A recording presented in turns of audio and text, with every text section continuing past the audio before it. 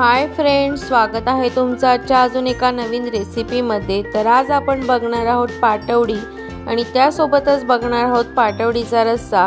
तर खानदेशामध्ये हा पाटवडी प्रकार खूप जास्त प्रसिद्ध आहे। तर चला तर मग रेसिपीकडे वळूया। तर या ठिकाणी मी एक बाउल घेतला आणि त्यामध्ये मी टाकणार आहे 1 वाटी हरभऱ्याच्या डाळीचं पीठ। त्यामध्ये आपण टाकणार आहोत अर्धा चमचा हळद आणि सोबतच आपण त्यामध्ये टाकणार आहोत अर्धा चमचा मीठ। तर तुम्ही जेवढं पीठ घेणार त्याच्या चवीनुसार तुम्ही मिठाचं आणि हळदीचं प्रमाण कमी किंवा जास्त करू शकता। तर या ठिकाणी आपल्याला पाणी जे आहे तर इथं आपण 1 वाटी पीठ घेतलेलं आहे, तर त्यामुळे आपल्याला याच्या त्याच सेम वाटीने आपल्याला 1.5 वाटी पाणी यामध्ये टाकायचं आहे। तर ते पातळ किंवा घट्ट अशा प्रकारे काहीही बनणार नाही, जसं आपल्याला हवंय तसं परफेक्ट प्रमाणात बनेल। तर तुमच्याकडे जी कोणती वाटी असेल किंवा तुम्ही ज्या वाटीने पिठाचं प्रमाण मेजर करत असाल तर त्याच वाटीने तुम्हाला पाण्याचं, म्हणजेच जर तुम्ही 2 वाटी पीठ घेणार असाल तर तुम्हाला 3 वाट्या पाणी लागेल।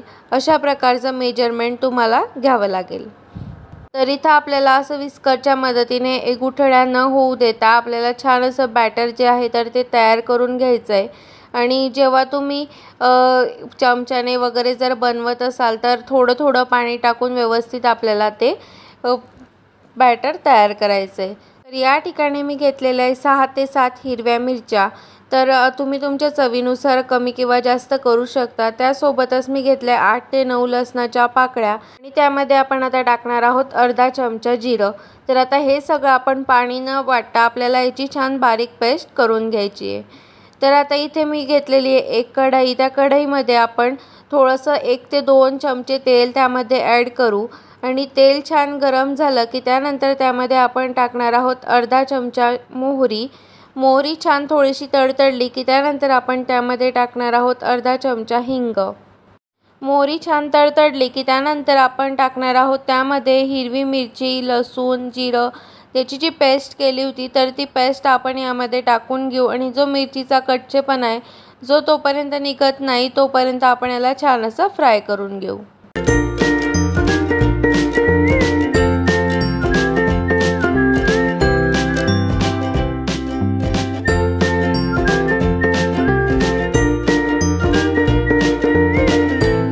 थोडासा मिरचीचा कच्चेपणा निघाला की त्यानंतर आपण त्यामध्ये टाकणार आहोत थोडीशी कोथिंबीर।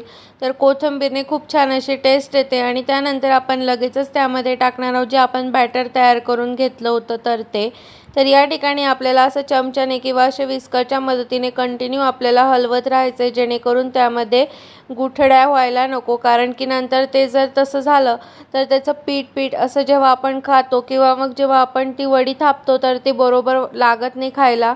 त्यामुळे आपल्याला अशा प्रकारे छान असं विस्करनेस इझी होतं। त्यामुळे आपल्याला असं कंटिन्यू ते हलवायचं आहे। 1-2 ते 3 मिनिटानंतर लगेचच त्याला पूर्ण असा घट्टसरपणा येतो। तर चमच्याने हलवण्यापेक्षा याने जास्त इझी होतं। त्यामुळे तुम्ही तुमच्याकडे अवेलेबल असेल तर तुम्ही असंच विस्करच्या मदतीने हे तुम्ही असं कंटिन्यू हलवायचं आहे। आणि गॅसची जी फ्लेम आहे तर ती आपल्याला गॅसची फ्लेम मिडियमच ठेवायची।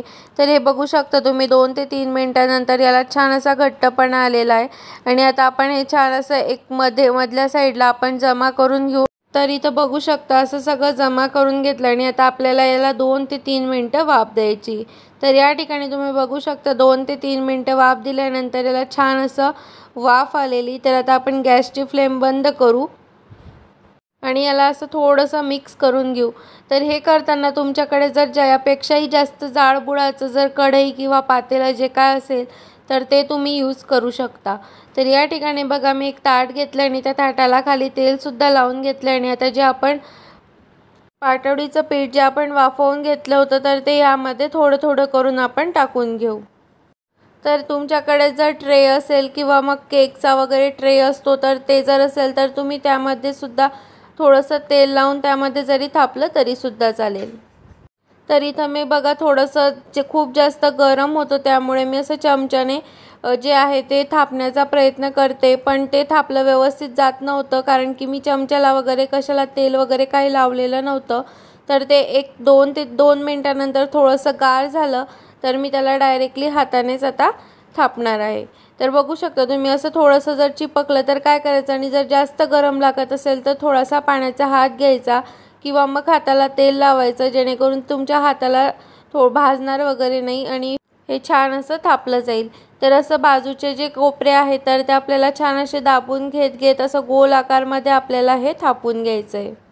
तर इथं तुम्ही बघू शकता मी कशा प्रकारे थापून घेतलंय। तर तुमच्याकडे यापेक्षा जर छोटी प्लेट असेल तर तुम्ही एकदम छोट्या प्लेटमध्ये सुद्धा थापून घेऊ शकतात, म्हणजेच की तुम्हाला जास्त आकार देण्याची वगैरे गरज पडणार नाही। तर या ठिकाणी बघा मी असं थोडं थोडं करून व्यवस्थित सगळ्या साईडने एकसारखं थापून घेतलेलं आहे। आणि आता थापून झाल्यानंतर त्यावरती आपण टाकणार आहोत अशी मस्त बारीक चिरलेली कोथिंबीर। तर त्याने टेस्ट सुद्धा खूप छान लागते आणि दिसायला सुद्धा खूप मस्त दिसते पाटवडी। आणि त्यानंतर सोबतच आपण टाकणार आहोत खोबऱ्याचा किस। जर तुमच्याकडे असं रेडीमेड खोबऱ्याचा किस नसेल तर तुम्ही जी खोबऱ्याची वाटी असते तर ती किसून त्यावरती टाकायचं, तर त्याची खूप जास्त छान अशी टेस्ट येते। तर या ठिकाणी बघा अशा हाताने किंवा मग चमच्याने तुम्ही व्यवस्थित प्रेस करून, म्हणजे ते जेणेकरून ती जी वडी आहे तर त्याला खूप छान असं चिटकेल, त्यामुळे अशा प्रकारे आपल्याला हे प्रेस करून घ्यायचे। तर या ठिकाणी आता आपलं छान असं गार्निशिंग सुद्धा करून झाले। तर आता थोडंसं थंड झाल्यानंतर आपण याला छान असे तुकडे करून घेऊ। तर आपल्याला 5 ते 10 मिनिटं हे थंड होण्यासाठी लागतात, त्यानंतरच आपल्याला याचे बारीक तुकडे करून घ्यायचे। तुम्हाला ज्या शेपमध्ये पाहिजे तर त्या शेपमध्ये तुम्ही कट करू शकता, तुम्ही कुठल्याही शेपमध्ये कट केले तरी सुद्धा चालेल। तर या ठिकाणी मी अशा प्रकारे कट करते, कारण की जनरली पाटवडीचा जो आकार असतो तो अशाच प्रकारे असतो। तर मी अशाच प्रकारे जे आहे तर ते काजू कतली वगैरे असते तर त्या टाईपमध्ये मी कट करून घेते। तर ह्या वड्या खायला सुद्धा डायरेक्टली असंच खूप छान लागतात, पण मी आज तुम्हाला दाखवणार आहे त्यासोबतच पाटवडीचा रस्सा कशा प्रकारे बनवला जातो। तर इथे एक मी मीडियम साईजचा कांदा कट करून घेतला आणि त्याला तव्यावरती भाजून घेतलं थोडंसं गोल्डन ब्राऊन कलर येईपर्यंत। त्यानंतर मी त्यामध्ये टाकल्या 7 ते 8 लसणाच्या पाकळ्या आणि 4 ते 5 इंच आलं। आणि हे जे लाल तिखट आहे तर ह्या लाल तिखट आमचा घरचा मसाला आहे, त्यामध्ये सगळ्या प्रकारचे गरम मसाले वगैरे सगळं असतं, त्यामुळे मी फक्त तेच घेतलं। जर तुमच्याकडे नसेल तर तुम्ही तुमच्याकडे जो अवेलेबल असेल तो मसाला सुद्धा टाकू शकता। तर या ठिकाणी मी छान तेल गरम करून घेतलं आणि त्यानंतर जो मसाला आपण छान बारीक वाटून घेतला होता तर तो आपण यामध्ये ॲड करून घेऊ आणि त्याला व्यवस्थित मिक्स करून घेऊ। जर तुमच्याकडे घरचा मसाला वगैरे नसेल तर तुम्ही काय करायचं, लाल तिखट जे मार्केटमध्ये मिळते तर ते आणि जे खडे मसाले वगैरे असतात तर ते तुम्ही यामध्ये टाकू शकता। त्यानंतर मी त्यामध्ये टाकणार आहे हा गरम मसाला। तर तुम्ही कुठल्याही कंपनीचा गरम मसाला यामध्ये टाकू शकता आणि आता हे सुद्धा आपल्याला छान असं मिक्स करून घ्यायचे।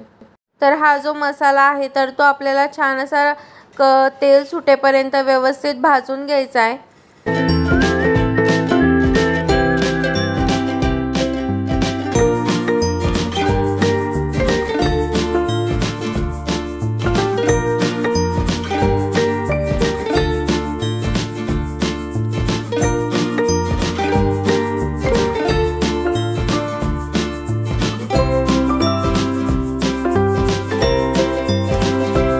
त्यानंतर तुम्ही बघू शकता 2 ते 3 मिनिटानंतर मसाल्याला सुद्धा छान असं तेल सुटलेलं आहे। तर मी त्यामध्ये थोडंसं पाणी टाकलं। जेव्हा तुम्हाला तुमचा मसाला जेव्हा थोडंसं तेल सोडतो तर तेव्हा डायरेक्टली एकदम पाणी टाकायचं नाही। तर अशा प्रकारे आपल्याला एकदम थोडं थोडं करून पाणी त्यामध्ये ॲड करायचं आहे। तर तुम्ही बघू शकता मी 1 ते 2 मिनिटानंतर त्याला छान थोडीशी उकळी आली आणि नंतर परत थोडंसं पाणी ॲड केलं। तर या ठिकाणी आपल्याला अजूनसुद्धा पाणी ॲड करायचं आहे, पण मी थोडंसं पाणी टाकल्यानंतर थोडंसं छान मिक्स करून घेते आणि त्याला तेल बघू शकता तुम्ही किती छान असं तेल आलेलं आहे वरती। त्यानंतर आता परत थोडंसं मला घट्ट वाटते, कारण पाटवडीचा जो रस्सा असतो तो थोडासा पातळ असतो, त्यामुळे मी त्यामध्ये अजून थोडंसं पाणी ॲड केलं।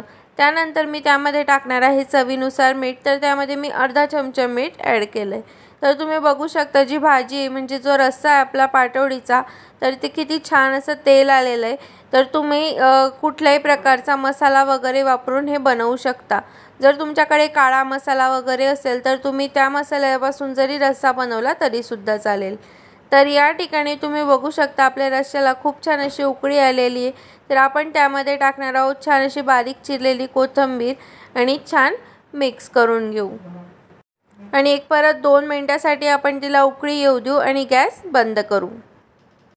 चला तर मग मस्त अशी आपली पाटवडी तयार आहे आणि त्याला सोबतच आपण मस्त वरतून गार्निशिंग केली खोबरं आणि कोथिंबीरने। तर तुम्हाला ही रेसिपी कशी वाटली आणि सोबतच जी रस्सा आपण बनवला तर तो कसा वाटला हे कमेंट करून नक्की सांगा। आणि व्हिडिओ आवडला असेल तर लाईक करा, शेअर करा आणि चॅनलवर नवीन असाल तर सबस्क्राईब करा। तर भेटूया अशाच पुन्हा एका नवीन व्हिडिओ सोबत, तोपर्यंत बाय बाय।